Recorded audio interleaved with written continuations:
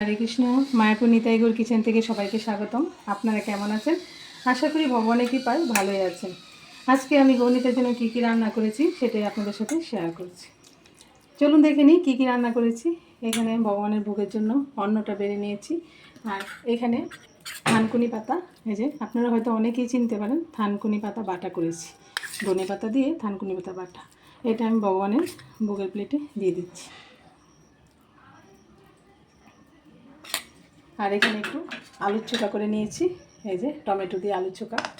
আর এখানে আছে টক ডাল, আমের ডাল। আমের ডালটাও বেড়ে নিচ্ছি ভগবানের ভোগের জন্য।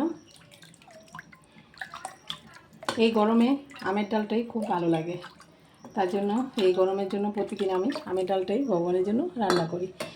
আর এখানে পেঁপে সিদ্ধ দিয়েছি। পেঁপে সিদ্ধটা আমি একটু অন্যরকমভাবে মাখা করেছি। দেখতেই পাচ্ছেন, কালো জিরে কাঁচা লঙ্কা দিয়ে এই পেঁপে সিদ্ধটাকে মাখা করেছি।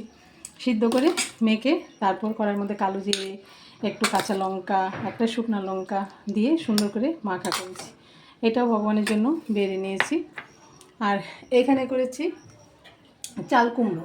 চাল কুমড়ো ঘন্ট করেছি শুধু জিরে বাটা দিয়ে আর কাঁচা লঙ্কা দিয়ে। এই দেখুন, এটা আমি ভগবানের ভোগের প্লেটে দিয়ে দিচ্ছি।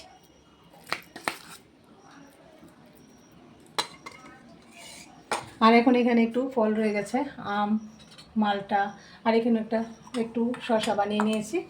আর এখানে লেবু দিয়ে দিচ্ছি ভগবানের ভোগে, লবণ দিয়ে দিচ্ছি। আজকের মতো ভোগের রান্না এখানেই। আপনারা সবাই ভালো থাকবেন, সুস্থ থাকবেন। আবার দেখা হচ্ছে পরের ভিডিওতে।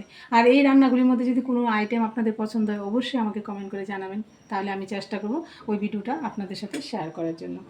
আর এখন গৌনিতাকে একটু দর্শন করে নিন, গৌনিতা কৃপা লাভ করুন। এখন আমি সবগুলো আইটেমের মধ্যে তুলসী পাতা দিয়ে ভগবানকে ভোগ লাগিয়ে দেবো।